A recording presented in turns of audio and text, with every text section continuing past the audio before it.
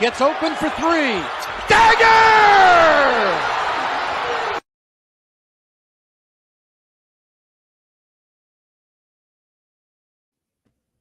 Hello and welcome back to Well Beyond the Arc. I'm Montana. This is my co-host David, and as always, we are here to talk all things NBA basketball.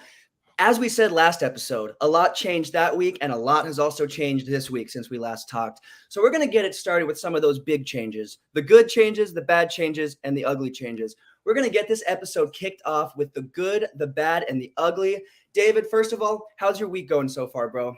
It's pretty good. It's pretty good. Other than the snow, it's been flurries all day long. So other than that, amazing week. Slept so good, but we're good. You? I can't quite relate with the snow out here in Hawaii, but I can relate with the sleep. I can say that. But the snow not so much, bro. But hey, I'm gonna be honest, I miss snow just a little bit. I will say it's a little different not having snow around this time No, of year, but I'm no, sure I'm sure I shouldn't envy it too much, huh?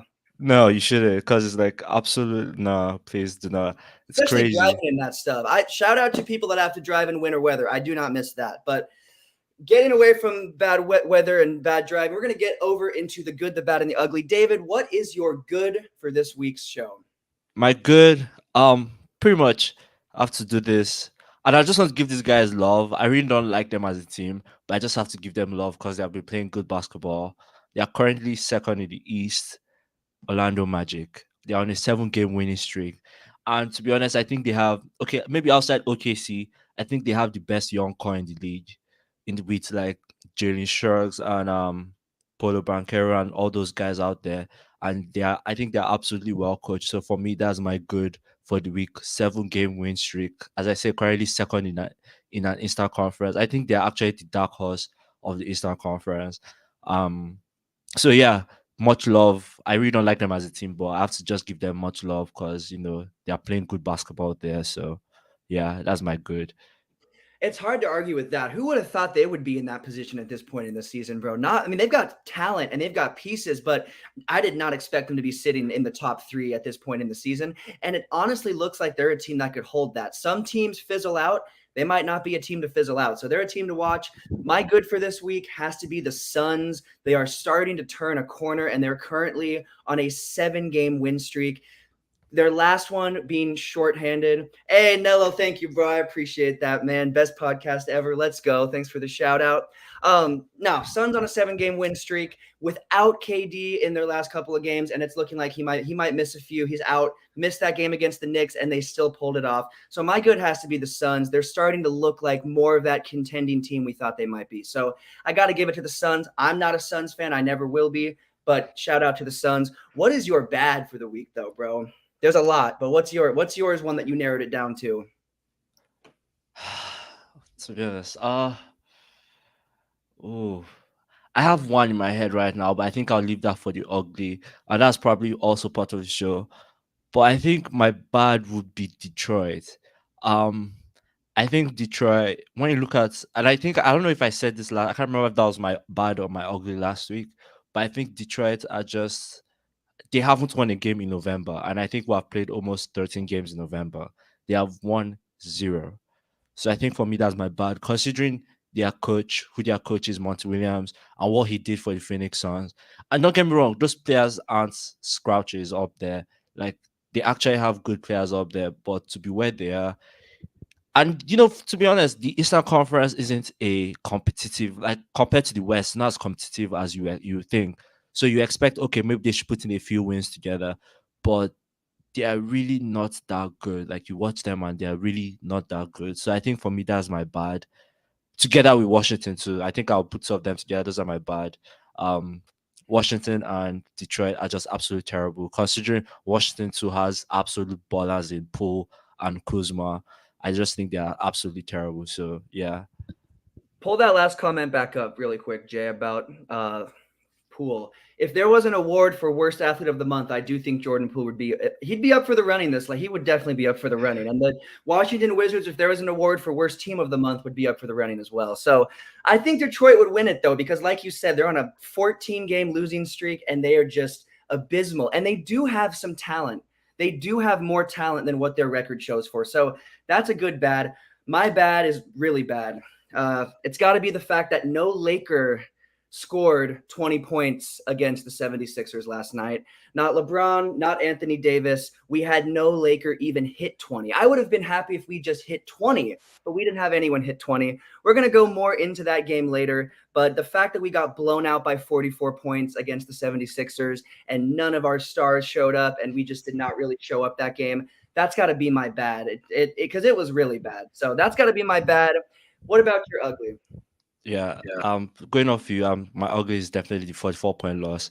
I was watching the game first quarter. I'm seeing Lakers up by, I can't remember how many. I think by 3 or 4. And I'm like, okay, maybe this won't be that bad. And then the game just starts going away. I don't. I'm speechless on the game. It's just really bad. Like I heard something about this being LeBron's worst blowout. LeBron's worst loss in his 21-year career. We're talking about since the time he was in Cleveland. Cleveland were terrible. Yeah, no, for real. Did he get blown out by 44 points? This team is way better than the team he had in Cleveland. So, yeah. So that's for me. That's my ugly. I was just really pissed, and I definitely will get into that later in the show. But yeah, I'm just going to stop there. I want to talk to No, hey, bro, that's a great that's a good because yeah, like you just said, that is his worst loss in his entire career. And the fact that it's coming on, if that had happened the year that we had Westbrook and the year, I'm sorry, I'm gonna call him Westbrook. I've not done that until now, but I'm gonna call him that. When we had Westbrook, when we had Carmelo Anthony, if it had been a loss that season, that's fine. It's not fine, but it makes more sense. But the team we have this year, we should not be getting blown out by 44 points. That was a ridiculous loss. My ugly is your bad. I've got to go with the Detroit Pistons. I don't think it gets much worse than that. And here's the thing about the Detroit Pistons. If they didn't have a coach like Monty, if they didn't have their coach that they have, if they hadn't gone out and gotten him after his departure from Phoenix, and if that didn't seem like, because we saw him turn Phoenix around like it was nothing. I'm not going to say like it was nothing, but his effect on Phoenix was very quick. The Monty Williams effect was felt fast. I do not think that that's going to be the same thing in Detroit. And that's not to say they can't turn it around, but to be completely honest with you, it does not look like this is going to be a team that works. It's not working. I don't see that changing. I wouldn't be shocked if this team barely breaks 20 or doesn't even break 20 wins this season. And that's sad. If you have a coach like Monty Williams, who's coming off of finals appearances, playoffs appearances, and it's not like he did it with a star-studded team from the start, you expect a lot from that guy.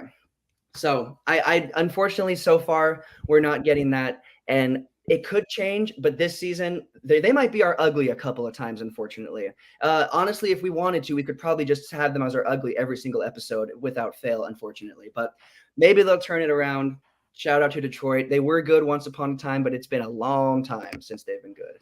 Yes, Scott Foster is the worst person. I think we can all agree on that. I know we all argue in this podcast sometimes in the chat, but I think everybody that's watching this show can agree we all hate Scott Foster, especially if you're a Warriors fan. So Smoke, I think you'll be on our side this time. But here's what I will say. We are moving on. We will talk more about Scott Foster and the reffing in the NBA as a whole, but we are moving on because there is a really hot topic and a really hot race, and it's not the MVP race. It's the Rookie of the Year race. Usually we have one standalone that's just dominating and then a couple that are right there, but usually we know exactly who's going to win Rookie of the Year pretty quickly. This year, there are two guys that are setting themselves apart from everybody else, and that's Chet and Wembanyama. Those two bigs are, in my personal opinion, they could redefine that position. What they are doing on both sides of the ball is I don't think we've seen players that are that efficient on both sides of the ball playing that big position in a long time. So for me, those two guys are both unicorns. But my question to you is this: between Chet and Wembanyama, who is better, and who do you think is going to win Rookie of the Year when it's all said and done? Let me hear it, bro. No, I think right when you look at both of them, they're absolutely amazing talent. Like both amazing talent, and I think they are both open to learn. First off, I don't think Chet is a rookie. That's the first thing we should point out. I don't think he's a rookie. He's just it's just what it is, what it is. And maybe if he actually played last year, maybe he could have challenged Polo Banquero a bit, because I think that was just a one-off race for Polo. No one really challenged him a bit, but Yeah, the NBA has given it to him.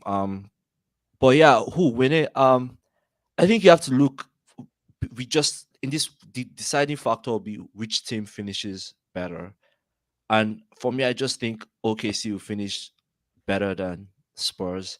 So because of that, I think Chet will have so much influence. Don't get me wrong. I think Wemby will also have his influence up at San Antonio, but like they won't just have the record um OKC has or will have. My bad.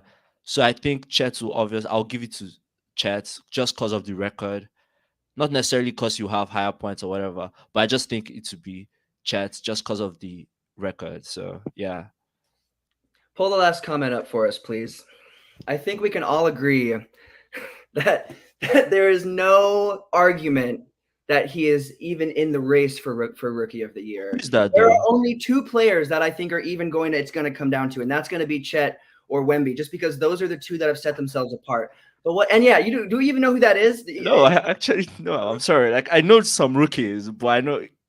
Oh, When oh you have yeah. to Okay, ask, okay, okay. when Oh, you oh have to yeah. ask Oh, who oh, is that, that's not a oh, good sign oh. for us. Okay, no, my bad. I'm sorry. I'm sorry. Yeah, Warriors. I now that you say Warriors, I kind of put it.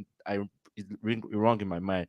But like, nah, no way. He doesn't even start though. Does he start? No, No, no, no. Okay, no, so no. no, I'm telling you, when you no. even if your memory was refreshed, when you have to ask who is that, it's probably not someone that's up for Rookie of the Year race. But anyways, I love the Warriors' pride. It's good. We're not flaming the Warriors this episode, Smoke. So stick around. It's going to be good. We're not talking about them bad, so don't worry about it.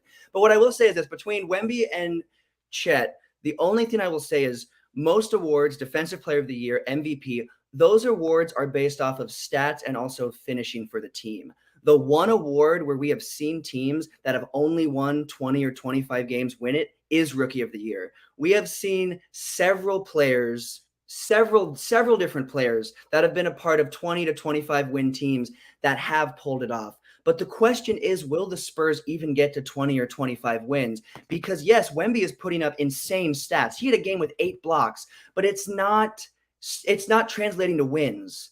It's not, he had a game, I believe, 6 steals against the Nuggets. That was a loss as well. It's not translating to wins even when he has those big performances. And currently, Chet is insanely consistent offensively. 53% field goal percentage, and I believe a 40+% three. That is a scary consistent big man. When you see a guy that tall, that big, granted, he's not big like Shaq, but a guy that tall, when you see a guy like that that can shoot like that and score like that, that is scary. And it is translating to wins. That is the biggest difference for me is Chet's games are translating to wins. So for me, yes, is when he has a high ceiling. We had a comment that said his ceiling is higher. I couldn't agree more. His ceiling, I believe, could be extremely high for redefining the position. But Chet is right there too, because both of those players possess a very complete Thunder 2026, possibly, maybe even sooner. We never know. They're on a run right now. I think they're second or third in the West. So Thunder are on a roll. But no, I do think that Wembanyama, I mean, he's going to have players that there's going to be players that come to the Spurs. There's going to be that is a attractive piece for other stars and vets to want to play with. But that's not going to happen this season. I don't think they're going to make any moves before the deadline. I don't think they're going to turn it around. I wouldn't be shocked if the Spurs only win 18 to 22 games. And I don't think there's any chance they're going to give Rookie of the Year to a player that's on a team winning only 18 to 22 games when there's a rookie. Because I agree with you. I don't like when you miss your rookie year and then I don't like that at all. But there is a rookie in OKC who's potentially going to go all the way maybe to the Western Conference Finals. We don't know. So for me, it's like that's the player that I think will run away with it. But shout out to Wemby because he's putting up some absolutely crazy numbers and crazy nights. But guess what? It's not translating to wins, and that's the biggest difference for me. Yeah, 100%. And just even round up on that, I think when you look at Chet, I didn't know when people are like he can shoot the ball like way beyond the arc. I was like, no way. Then I watched the Warriors game and then he made the 3 points that like kind of tied the game. And I was like, okay. And he can actually shoot the ball. Like I mean, obviously now we are getting used to big men shooting the ball, but like when you see like you obviously even when can shoot the ball, but when you see him, he doesn't look like he can shoot the ball from like beyond the arc. So when he does do that, it kind of surprises well, it did surprise me, but it kind of surprises people out there. So yeah, shout out to Chet, shout out to Wemby. Generation, I think they are actually generational talents, and they'll definitely take this league to a different perspective in the coming years. So yeah. No, shout out to both dudes. Unfortunately, one is on a way more successful team than the other currently. But when they matched up, I think we're going to see some really exciting head-to-head matchups against those dudes in the coming season. So hopefully, Wemby can get it. That team can get in check because currently that's not looking too good. But I do believe they'll figure it out. And I wouldn't be shocked if the Spurs have it figured out as soon as next season. Will they be in the conference finals? No, but I bet they can figure out a way to make it back to the play-in at least by next season. But unfortunately, it's not looking good for them this season. Moving on, a team that it is starting to look good for this season is the Phoenix Suns. They had a really slow start, but now they are on a run. And pull that last comment up just really quick. Well, behavior OKC is perfect right now. Yeah, there is a current situation with Josh Giddey going on that's ongoing. There's a lot of memes. If you're on TikTok, there's quite a few things going around on TikTok with that. If you know what's going on there. Who is only the second NBA trivia question? That's a tough one. That's a tough one though. I don't know. I I have don't a know. couple players. Yeah, Malcolm Brog. Oh, okay. I Okay, didn't even well, know. I didn't even hey, know Malcolm Brogman till like 3 years ago. So and I'm fair completely enough. out of it. Fair enough. Moving on, going into a team that's starting to heat up. The Suns, they're on an 8-2 run, and they're now a top 5 team in the West. They were at the back half of the West even just like 2 weeks ago. So they're on a huge turnaround. But we still see injuries plaguing them. We see Grayson Allen out day to day. We see Bradley Beal day. We see a lot of these pieces that need to be in that they acquired to play for them and help them win games that are like they're on like a rotating list. One will be in, two will be out. Then he'll come back in and those two will be. It's nonstop. It seems like one of their main key players is always injured, but they're starting to still win games even with those injuries. So my question to you is this: have the Suns figured it out? Are they going to remain a top 4 to 5 team? And what do they, if not, if you think they're not quite there, what do they need to do to stay up here? What are your thoughts on the Suns right now? Because they're hot, they're heating up, but is that going to last? What do you think, bro? I think the Suns will stay obviously top 5, top 6. I just think that's what we should expect from the Suns now with KD and Booker and Bradley Bill whenever he comes back. But your question is the first part of the question was well, I can't, sorry, repeat the first part of the question. Are they going to? Yeah, my question is, can they stay up in this top place, or is this one of those fluke teams when they drop back down? Do you think they can, especially with these injuries, can they stay up in the top 4, top 5? So I think that depends on how fit those three guys you mentioned. I think that team is where those three guys are not necessarily together, but like individually. Yeah, Book can come back and can carry them. KD can come back and carry them. Bill maybe can come back and carry them. So one of them they have to be in the lineup. Like one of them just have to be in the lineup, or else that team is going anywhere. So if you have a period or a stretch where three of them are out, yeah, I don't know. I don't know. I think that can be the down point. If there's a stretch of maybe 12 games, 13 games where all three are out, yeah, I don't know. It can kind of suck them out. But the Suns have built a roster that I think with one of them in it can actually go. I won't say conference final. I'm not going to go there, but maybe like a conference semi-final type of thing. So that for me, I think the Suns, and obviously their coach is a really good coach. We know his resume, we know what he has done, we know how good he is defensively. Um, but you can't just count the Suns out because of all the talents they have with those three guys, and then the pieces they have put around them, and then Frank Vogel. So if if three of them together are out of the lineup, I don't see them going anywhere. So that's all I have to say about the Suns. especially come playoff time, because we've seen a team. We're going to actually go into this later. Spoiler alert, we're talking about super teams for our top 5. We've seen a team that KD was on where we had a lot of those stars injured, and we saw what happened with that team. If you have a team built solely around those guys, they need to be in. You need to have those guys in. And we've seen several KD led teams that have failed with that same exact mentality. But there is a difference that I will say. The difference is Vogel is a very good coach, and I think we're starting to see his coaching implemented in with this team. And the fact that they beat the Knicks, first of all, the Suns are getting to the rim a lot better than they were, and that is credit to Vogel because that is something he's really good at. Another thing is they're starting to look like a team that's getting back a little bit better on defense. His coaching is starting to trickle down and affect the game in a good way for that team. That new staff, we're seeing that coaching, this 8-2 run in their last 10 games is that, for me, it's that coaching being implemented, and we're seeing it work. Now, here's the biggest thing. There's one dude that definitely cannot be out for the Suns, and it is not Kevin Durant. It's Devin Booker. When Devin Booker is out, they are losing games. When Kevin Durant is out, and Devin Booker is in, he can pick up that load. He can pick up what's missing. And those guys will also follow him because Devin Booker is the leader of that Suns team. Don't get it twisted. It's not Kevin Durant. Booker has been there since they were only winning 20 games. That is his team. So he can get those guys going. When it's just KD on the floor and Booker is gone, we've seen them drop games. Booker is the part that needs to be there. He cannot be off the floor. And unfortunately, already this season, especially if he's on my fantasy team, bro.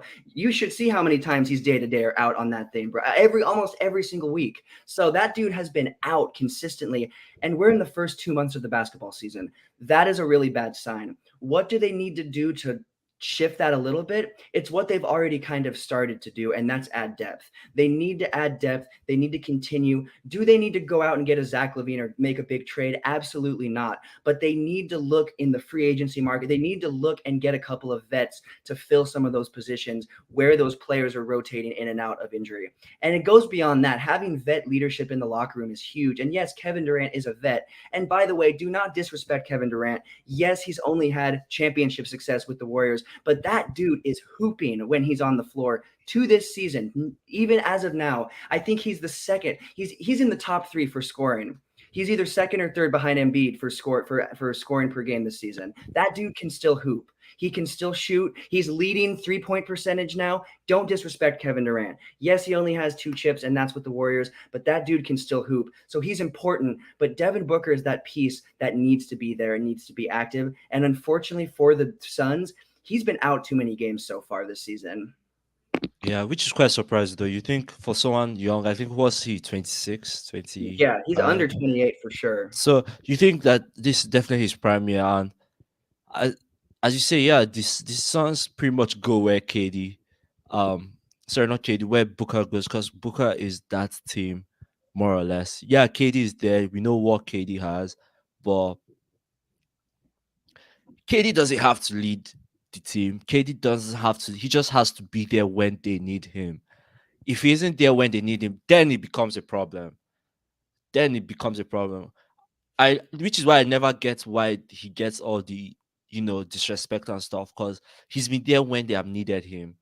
We can't necessarily blame injuries on him and stuff like that. But when he's been on the court and they have needed him, he's been there. So it becomes a problem when, okay, Devin Booker has done this. Now KD needs to come in. Or in a game 7, Booker has 37, KD has 11. They get blown out 44. Where was KD? That is when it becomes a problem, right? You get what I mean? So KD is the helper, more or less. Book is the. That's what he's always been. We had a comment that said he gets credit for not being he's not the leader. He's never been the leader, but that is a problem. That's why you need a player like Booker on the court more than KD. It's maybe more than the scoring, it's the leadership. It's who they trust, who's been with the organization, who they can look to for leadership. And that's not Kevin Durant. I don't think it ever has been or ever will be. So exactly. And you necessarily don't have to be the first option to be a superstar. You mustn't be the first option to be a superstar. Anthony Davis is meant to be the first option, yeah, but he's the second option, but he's still a superstar. we still call him superstar. We still give him superstar status. So you mustn't be the first option. You mustn't be the guy. And obviously, yeah, the ball goes to him most of the time, but he's necessarily not. I don't. And to your point, yeah, he has never actually been the first option. OKC, I think with Westbrook, Westbrook was the first option more or less. Westbrook was the leader in the team. Brooklyn, you could see that there was no leader in that team just because all those guys aren't leaders. Get what I mean? Warriors, you had Curry there. Curry was leader. You had Draymond Green there. You had Iguodala there as leaders. So now in a Suns team, we all know Booker as leader. You can see it clear as day. So that's all I'll say on that. No, I Um, think those are that I definitely agree with you. And hey, shout out to the Suns for turning it around because it did look like they were going to continue on that skid, but they've really picked it back up. And you could say anything about you could say a lot of things about Kevin. You could say a lot about a superstar like Kevin Durant, good or bad. I'm a love-hate relationship with him because honestly, I'm not the biggest fan of him. I didn't like when he went to Golden State, but I respect his game. I mean, his game is crazy and the longevity of his game and what he's been able to do. And that's one of the best. People don't give him credit, but he is one of the best scorers in history. That dude scores. He just scores. Like that dude just is a scoring machine. But he lacks the leadership thing that a lot of people look to in a player with that caliber. And so he's got the skill, he doesn't have the leadership, and people can get it twisted. But be careful, you're getting it. Yeah, we might get attacked by Kevin Durant's burner account. You never know. It might enter the chat any second now. We gotta watch out for that because I wouldn't be shocked if he has a couple of them. But at this point in his career, I'm sure he's gone through a few. But anyways, shout out to the Suns. Hopefully the next time the Lakers play them, I don't know when that is, we get the best of them. But unfortunately now, kind of a tough topic to talk about as Lakers fans. We've got to address it. Going over last night's game, Lakers versus 76ers, 44-point blowout. Unfortunately, we weren't the ones blowing the 76ers out. It was the opposite. I was hoping maybe it'd be the other way around, but it was not even close. So my question to you is this. First of all, after that game, because this is a game against two very high thought of teams in the NBA, very high competitive teams. My question to you is after this game, do both of these teams look legit? Or like Smoke just said, do the Lakers, because the Lakers are the team that lost, do the Lakers look like they might be pretenders already? Or do they look legit? And then how legit are the 76ers? What are your thoughts after last night's game? First, let's start with the 76ers. After that blowout, are the 76ers legit? um, s- Credit to them, absolute ballers up there. Joel Embiid reigning MVP. I don't think there's anything bad to say. He can pretty much do it all. Triple double last night, so he can pretty much do it all. Maxi pretty much driving, opening space for open shooters up there. He's rising to that stardom that we always knew he can. So definitely. But Sixers though, they did okay. If I'll say this, if they hadn't traded James Harden, and maybe Doc Rivers was still their coach, and this is nothing against Doc Rivers. No, this is nothing against him. I think yeah, it's safe to say we could have called them pretenders because they would have probably gone to Game 7 and lost to Boston again, something like that. But this is Nick Nurse in a different system with different players. Let me even leave the respect out of it with far much more better players. So I think I can't call them pretenders just yet, just because they are doing good. They are playing absolutely good basketball. So I would say the Sixers are on an uprising. I don't see them stopping.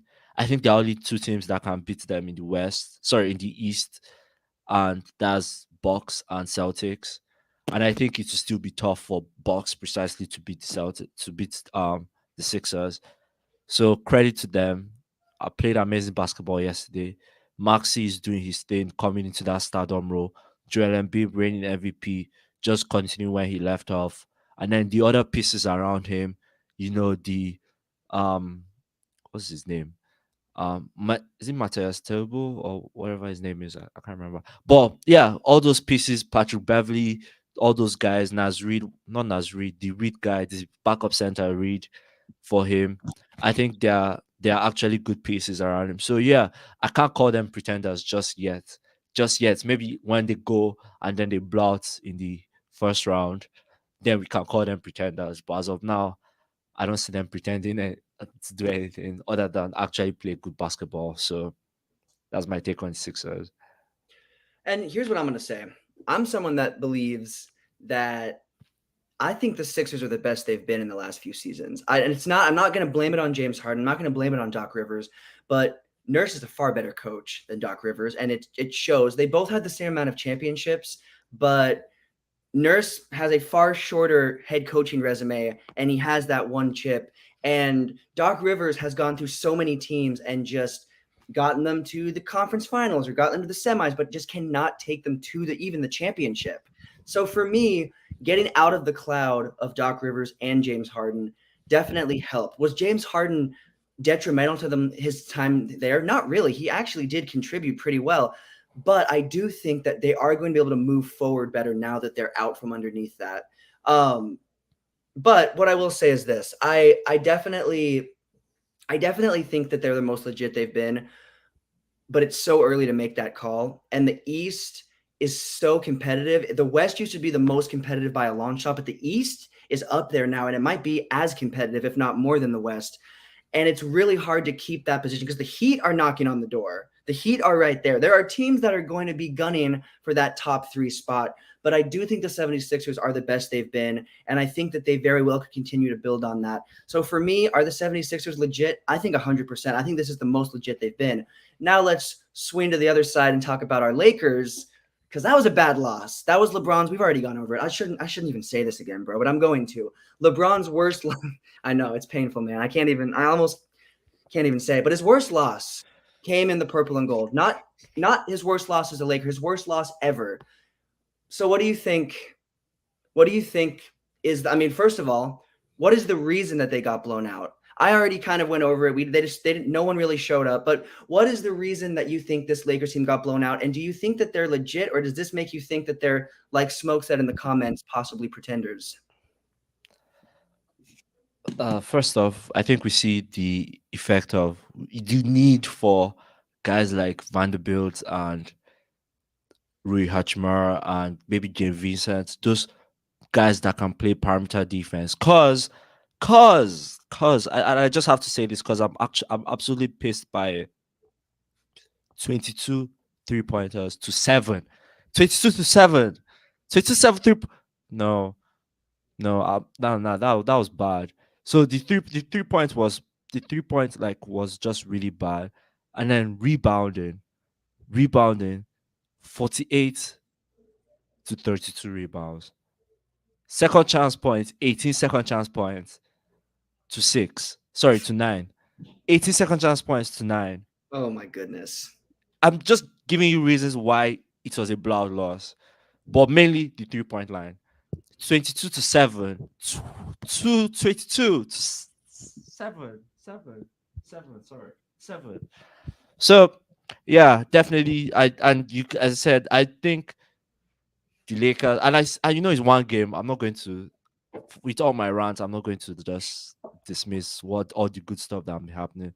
I just think the Lakers just did show up yesterday.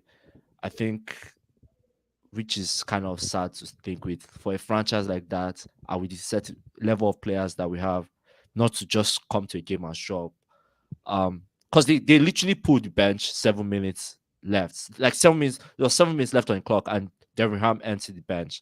I'm like, why are you emptying the bench with 7 minutes to go? And yeah, so I know that this stretch won't be easy. The next, I think, 10 games are on the road, so it will be kind of tough.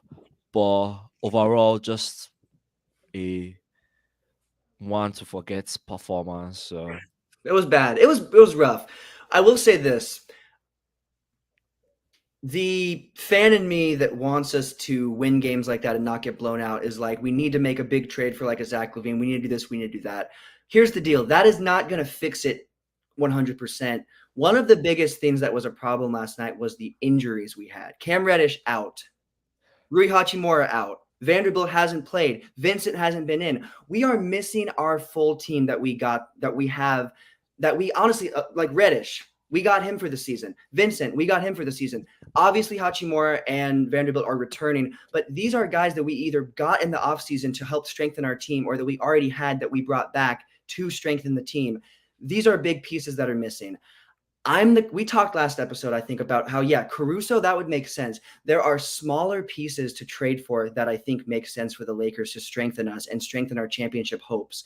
But I don't think we've got to pull the trigger on some big trade to get a star. I don't think that's going to fix it 100%. A big thing with us is the injuries. And I still feel like this team, we are going to figure it out. We, the Chicago Bulls, I don't think we want Zach LaVine. I'm sorry. I don't think we'd give up too much. Also, this hello, what's up? This is Manoli checking in, saying what's up, co-host from the first 2 seasons. Do you guys really believe the Lakers are the best in the West? No, I don't think the Lakers are the best in the West. It's going to take a lot for them to get to that point, and it's going to take possibly some trades, but I don't think it's going to take them pulling the trigger on any big pieces. The Lakers might figure it out. Finishing up, because it's painful to talk about that game, finishing up our Lakers versus 76ers talk, we're going to briefly talk very fast Embiid versus AD. Obviously, we know who won the matchup last night. If you talk about rebounds, if you talk about second chance points, it shows who won the matchup, what team won that matchup. But between those two players, between AD and Embiid, who is the better player overall, in your opinion? See, that's a tough question because one has a chip, the other is a reigning MVP. Both outstanding big men, even though one isn't necessarily a big man. Both outstanding block stoppers. I'm sorry, shot stoppers. Good paint players, scorers also. One is a roller coaster. The other has shown to be his consistent. So who is better? I don't know. I don't know what to base my argument on. Who is better? Obviously, I'm going to go with the one that has won the chip because I think without AD winning the chip, then Embiid by mile. But I think that chip winning the championship just gives AD just much more. But Embiid, the gap isn't much because Embiid is more consistent. If AD was more consistent in everything, healthy AD is a top 10 player in the league. No doubt about it. Top 10 player in the league. But because he's not always healthy and he's not always consistent, we can't just call him that. But just because to win a championship takes a lot out of a person, I just have to give it to AD. I like that pick. Championship pick's good. Keep going. No, I'm pretty much done. I'm just like, it's so sad that we can't compare. I just think it shouldn't even be comparable. But the fact that we can compare is kind of what pains me because we have seen a period where AD has just been kind of the MVP level, caliber level, and then we have seen him, absolute shit.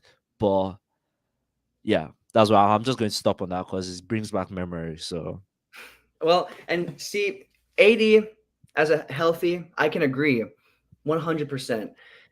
AD has not stayed healthy, consistent enough in his career for me to make that call. So I'm going to have to go with the opposite. I'm going to have to go with Embiid, and that's as a Lakers fan. And honestly, as a pretty big AD fan, I will say this. AD leaps and bounds defensively better than Embiid. I do agree that AD is, in my opinion, when he's healthy 100%, the best defensive player in the league. I truly believe that Anthony Davis is that dude. But Embiid is so consistent with his scoring and with what he does on the offensive side and also with what he does with rebounding that it just knocks enough down, and his MVP on top of that. That gives him enough for me to consider him the better player. But if Anthony Davis had a healthy season, he'd be an MVP and Defensive Player of the Year. He'd win that. He'd win both awards. I'm going to call it right now. If he had a full, straight, healthy season, he would have a shot at winning both Defensive Player of the Year, and MVP. We just have not seen that out of him, unfortunately. So I've got to give it to Embiid because of health. But if AD stayed healthy, AB, yeah, that's facts. Embiid is better at trolling. If we're talking about trolling, Embiid is good at that. AD though, man, AD is an actor though. When he gets injured, like he acts a little bit. AD is a little bit of an actor, but that's just because he's playing with LeBron. That's his acting coach. That's what I will say. LeBron must be giving him some pointers. But anyways, it's painful. Unfortunately, it's not positive about the Lakers this episode. We don't have too much positive to say, but we are going to move on and talk about the NBA. Other than we're winning the in-season tournament, that's what I'll say. That's the positive part of it. We're That's done. true. We don't have to struggle. We're There we winning go. that. There we We'll go. leave it there. You know what? There's me out here. No positive. There's positive right there. We gotta find something at this point. Now it's time for a little NBA refs versus the players, because that's what it feels like at this point. Most recently with the Scott Foster incident. If you are watching our episode right now, if you are someone that's into the titles, you'll know that it's all about Scott Foster. It's right in the title of this episode, because that dude has been causing havoc in the NBA for years, specifically with Chris Paul. We just saw it get to its boiling point the other night. We just saw that. It's obvious it's personal. It's obvious that it's personal. My question to you is this: going beyond the Scott Foster situation, there is a history, especially as of recent, of calls that are come into question, refs that are come into question. My question to you is this: what does the NBA do to fix the reffing situation in the NBA? What do they do to get the players to trust the refs more? What's going to happen? What do they have to do to fix this? Honestly, I don't know, to be honest. I really can't tell you what they should do. It's a tough one because I actually don't know. I mean, you can't necessarily sack them. I mean, can you sack them or relieve them of their duties? I don't know. I don't think that's possible. But maybe, I mean, younger coaches though. Sorry, not coaches, referees. Maybe getting younger coaches and integrating them so that these older guys can be gradually be pushed out of the system. Maybe that's one thing they can do. Or I mean, for the fact that the NBA hasn't necessarily said anything about it, meaning they are taking more of the ref side. Do you get what I mean? Mm-hmm. So I don't think they will necessarily do anything. The question is, what can they do anything precisely? Sorry, will they do anything precisely? I don't think they will do anything. Even if there are things to be done, I don't think they'll do anything because I think they'll 100% back the refs just cause. So yeah, it's a picky one, but yeah, bringing in younger refs, newer refs that understand the game as it is now, Mm-hmm. and then gradually pushing away or gradually shifting from the old refs and their old style of play and refing. I think that's what they should do, but I don't think they will probably do it just because it's the NBA. So yeah. Unfortunately, they're not going to directly handle it. They're going to have to be on the refs, more on the refs side, just to keep that as it is. But I think what they need to do, what would be awesome, is if we see more former players get into reffing games. Who better to ref a game than a former NBA player, or even a former player from overseas? Just someone that understands. It's not that these refs don't understand basketball. They're paid to do that, but a lot of them, let's pull it. I mean, some of these refs have maybe never played a minute of professional basketball in their lives. I would say quite a few of them probably have never played a minute of professional basketball in their lives. Players that have been seasoned, that they know the rules, they know how it is actually on the court. I feel like that would be a lot better. And I think we'd see some of these pointless calls taken away. We'd see these refs let the players play because they used to be those same players, so they know how it is. So I want to see more former players. I wish that the NBA could incentivize for former players to come and ref. I wish they could do something special, something to incentivize it, because we need to see a change. It's ridiculous. And Scott Foster is the best example. And Chris Paul said it in an interview. He's like, it is personal and it's obvious. Like the league has been ignoring it. People have been ignoring it, but it's really obvious. And then we talk about the gambling. We talk about the situation with fixed games that was going on in the early 2000s. And when that all came to light, there's a lot of messed up things going on within that and that have not gotten completely solved. Are we still seeing those things in the news? No. But I just feel like they need to crack down and get this figured out. And it goes beyond just the court. I think the look of the league would be better if we had more former players, more people that actually spent time in the league out there reffing games and helping with the cause. So I would love to see that. Unfortunately, you don't see a lot of former players as coaches or as refs. We're seeing more former players get into coaching in the NBA, but you don't see that as much as you might in the NFL. But for me, I would love to see this situation get fixed because I'm not a Warriors fan, but that was ridiculous, bro. That Scott Foster versus Chris Paul. I mean, and that's, I mean, playoffs. We've seen games. I don't remember what the record is. I think Three of three. Sorry, is it 1 of 14 or 3 of 14? I pulled it up three of right 14. here. I think it's 3 of 14. No, I think one in 13, 1 in 13 playoffs, and then 3 in 17 regular season.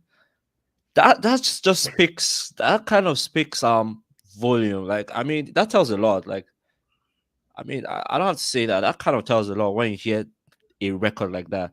He's refing your games, 14 playoff games, 1 of 13.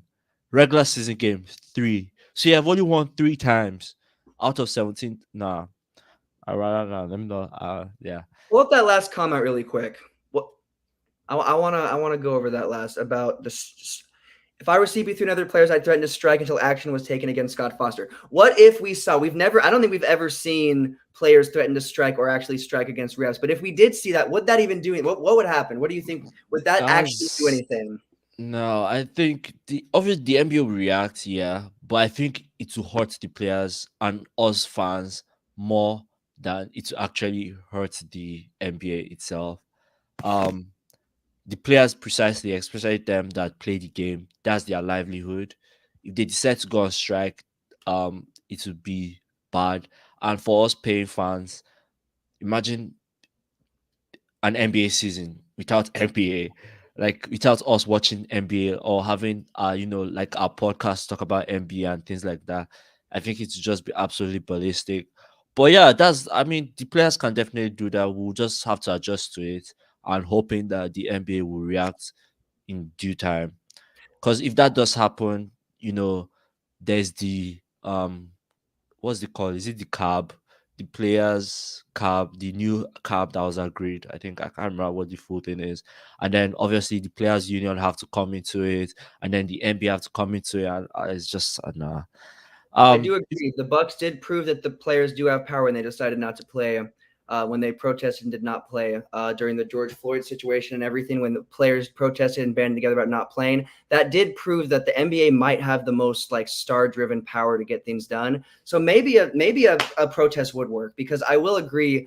We've had people in the comments saying it's probably the league with the most probably with the most like star driven, like they'll get it done. And with that players association, that's a big thing with that. With voices like LeBron, Chris Paul, when those guys come together, the league listens. So maybe a strike, maybe a protest is what those players need to do. And it's only getting worse. So maybe there is some action that needs to be taken, but hopefully, I mean, it's early and there's so much drama, so many storylines, bro. We love it on this show, but man, there's a lot so far in this season. It's only November. It feels like it should be January or February already. It's crazy. exactly.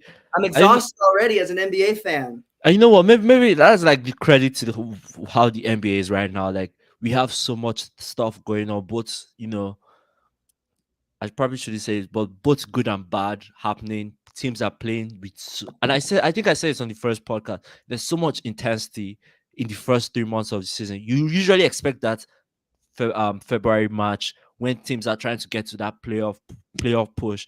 But now with I think with the in-season tournament and things like that, so much is just they're putting in so much energy just to make sure they give the paying fans what they actually paid for, as well as secure their spots for playoffs early so that they will have to struggle during the like final few months of the season, if you go what I mean. So but definitely I love I'm a person of drama. Let me rephrase myself. I love drama. I love watching drama. So if there's drama in it, and obviously I love the sport of basketball, drama plus the sport of basketball, that's It's a good absolutely mix. amazing. I can't even, It's a good I combo. can't complain. Exactly. No, I'm with you, bro. It's a good mix. Well, hey, that brings us almost to the end of our show. But if you've watched our last two, we're doing a new segment, Top of the Hour 5, where we go over a top 5. This week's Top of the Hour 5 is the top 5 failed NBA super teams of all time. anyone that's not aware of what a super team is, that is a team that has more than one star. Usually we're looking at like 3 to 4 stars that are on their team. And usually super teams go pretty far, but we do have some in the history of the NBA that have failed to get it all done. We are going to look at 5 of those teams, starting with what is your number 5 NBA failed super team of all time? No, actually, I actually have like a list of like six. When I was doing my That's research, I have fine. like a list of six. Uh, I don't know what to pick though, because I have like a few here. I'm going to go with 2012, 2013 Lakers, Kobe, Dwight, Steve Nash, and Paul Gasol. I just think that was an absolute failure because for Dwight to be traded the next season, I just think that was bad. I mean, compared to like some of the ones up there, but that was just absolute terrible considering what the Lakers should have been with those guys. And I think that's where the Lakers started. I can't remember if they won the chip after that season or before that. I don't know what should be, what that's is.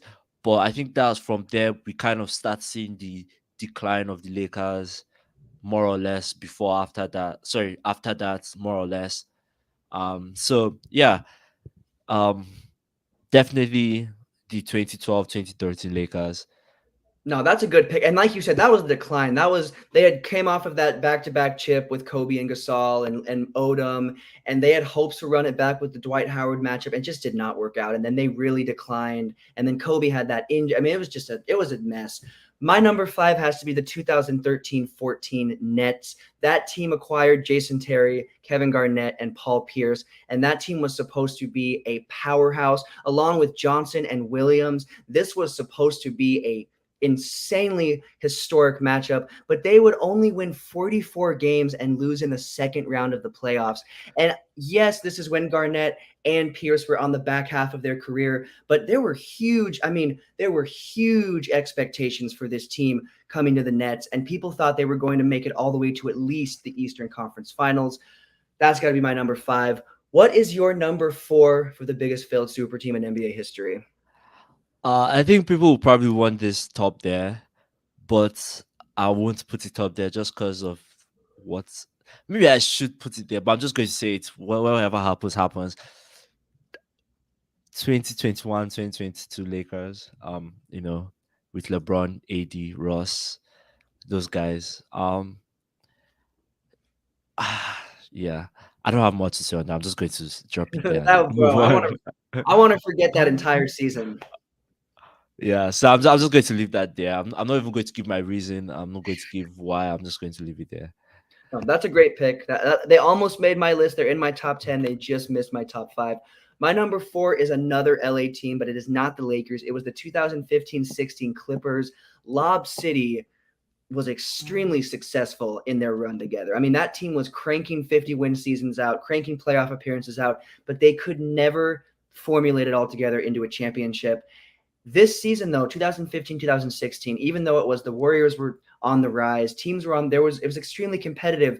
The Clippers still looked like a team that was going to compete, and they had an extremely early exit for the talent they had. And then that was when that Lob City started to disband. So this 2015-16 Clippers season was like the beginning of the end for Lob City. And it's because this was their best shot, in my personal opinion. This 2015-16 team, that 53-win team, was their best shot. So I'm never going to be upset that the Clippers never won a chip. Trust me, as a Lakers fan, the Clippers are going to hold the L forever. They're never going to win a chip. I'm calling it right now. And But I think that was, if I remember correctly, their coach was Doc. That was Doc Rivers coach. Yeah, yeah, okay. yep, Yeah, that was an absolute bust. yeah. Um, That's another one of his early exits. yeah. But no, that's definitely my number 4 comfortably. What about your number 3? We're getting to the worst of the worst now. So who do you have at your number 3 spot? My number 3, the 1997-98 Houston Rockets. We have Hakeem Barkley, Charles Barkley, Carl Drexler, all those guys. When you hear those Hakeem Olajuwon and rest, and I think I mean I don't say it's a boss because maybe they probably played bad, but they got injured. You could see that injury plagued them, especially for Hakeem and Barkley. it was an injury plagued season. So for me, I think yeah, that's my number three. I think they missed, if I remember correctly, they went out first round of that playoffs to the eventual conference champions, Utah. So yeah, that was a boss. When you look at those names now, you're like, these guys should have won a chip. Like they should have won a chip together. Like Hakim, oh, Charles Barkley, Carl Drake. Nah, they should have definitely won a chip together. So yeah, Hey, you know what, bro? We got the same team at number three. I have the year. I've got just a couple seasons right. Yeah, we're right in the same spot. But right after Drexler retired in 98, 99, which is my number three, the Rockets obtained none other than Scottie Pippen. And Pippen, again, this is a player that was kind of in the back half of his career, but coming off of all of his success with Jordan, and we've got to give credit to Pippen. He was a huge part of the Bulls' success. That success made him a very hot item in that free agency market. I mean, people wanted him. Pippen was still a player that people thought was going to get the job done.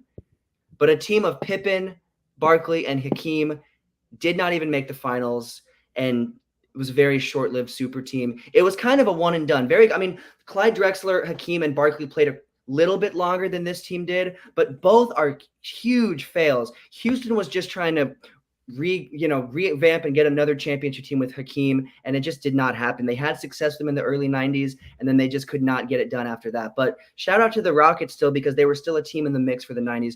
And hey, they're back in the mix now. So shout out to the Rockets now. I guess they're getting it done. But that's got to be my number three. And then moving into the last two, these are the worst. I think we might have the same two. I don't know if we have it in order, but who is your number two? my number two is, oh, okay. Yeah, we definitely probably have it mixed up. Um 0304 Lakers. Kobe, Shaq, Malone, and Peyton. Um that is a team that should have 100% won the chip. Like there shouldn't be any doubt on that. Like four superstars. They should have won the chip there. But they didn't, and they ended up losing to San Antonio in the first round, I think. And then obviously we all know that was the season that Shaq and Kobe had their little beef, and Shaq got traded the year after, pretty much year after that. So I think that was just really bad. Um, Felt really, when I was looking through it and I was reading all of it, I was like, I felt really pained by it, because that should have been, I think, Kobe's number three ring championship or something like that. So yeah, definitely that's my number two. Yeah, that's a good number two. That's I got a different number two, but we got the same one in our top two. I'm not gonna give too much about number one, but it's pretty obvious what it is. What I will say before I say my number two is Kobe would have 6 rings if they would have won that. So Kobe would be tied with Jordan had they not blown that, and so it's unfortunate. But my number two has got to be the 2020-2021 Brooklyn Nets. James Harden, Kyrie Irving, Kevin Durant, and a whole bunch of good role players that Bruce Brown, yeah, they had Bruce built Brown, a team. They had Tobias, built a not team Tobias up. Harris, the other Harris. What was his name? Joe Something. Harris, Joe Harris. Yeah, they had built this team up. They were stacked. Injuries, egos, we could go down the list, but they did not win the chip. They didn't even make the finals. They did have a decently successful season they made it through the playoffs a little bit. They didn't get swept in the first round or anything like that, but still, this is a huge fail, because when you look at this team on paper, you would expect that they won the chip without a doubt. When you look at this team on paper, but unfortunately, when you saw them on TV or in person, that wasn't on paper anymore, and you saw their troubles. They had a lot of issues the whole time. So that's my number two. It's got to be the Brooklyn Nets. I've got a feeling it might be your number one, but I'll ask you anyway. What is your number one? that's definitely my number one. 2021 or 2020, whatever you want to call it, 22 all the way to 2022. Or is it 2023? 2022. That's when he got traded. 2022. Nets, obviously James Harden, Kyrie, and Durant. As you said, lot of egos, injuries, and I'm going to add luck, bad luck on their side, especially against Milwaukee in the finals game 7, where KD had his foot on the line, and that could have been the game winner. They could have gone to the conference and they could have probably beaten the Phoenix Suns. We 100% know that they could have beaten the Phoenix Suns. So I think, yeah, injuries, egos, and yeah, bad luck just plagued them out. And I think, and bring back my, I said something earlier about leadership. There wasn't just a leader on that team. That's probably what's kind of derailed them. And then you to mix it up with kind of like a young coach in Steve Nash, who I think couldn't necessarily handle all those egos. Yeah, all that was just, and you can see that as everything was disbanded, they aren't just the same now. They're kind of trying to build up. So they're kind of starting from scratch and building up. So yeah, that's definitely my number one. And I've got the 0304 Lakers as my number one. They were your number two. It's hard to argue with them being in a top two list because that was so disappointing. Having stars like Peyton Malone, Shaq, and Kobe and not getting it done, it was just really disappointing. So that's got to be my number one. It's very very easy. As always, in the comments, let us know what you guys want to see for a top five. If you want to see us do a top five about players, teams, arenas, whatever you guys want, let us know what top five you want to see, and we'll make sure to hit it. But that brings us to the end of another great episode of Well Beyond the Arc. But this is not the only place where you can find me or my co-host. David, where else can we find you? You can always find me on Mind with Fans podcast. New episode dropping tomorrow. Another good match week done. If you follow the Premier League, match week 13 is done. We'll bring you all the reactions, all the excitements, all the goals. You'll find me there with my co-host Spy. As you see, I'm an Arsenal fan, repping my Arsenal jersey, quite pretty. So that's definitely where you can find me. Go check it out. Love you guys. And you can find me at the Connor and Heffernan Show on YouTube, as well as Purple and Gold Zone, my Lakers show, all on YouTube. Go hit up the Connor and Heffernan Show YouTube channel if you have not already, and hit it with a sub. New shows every week. We will be back with you guys next week. Thank you guys so much. It has been fun as always. As usual, so much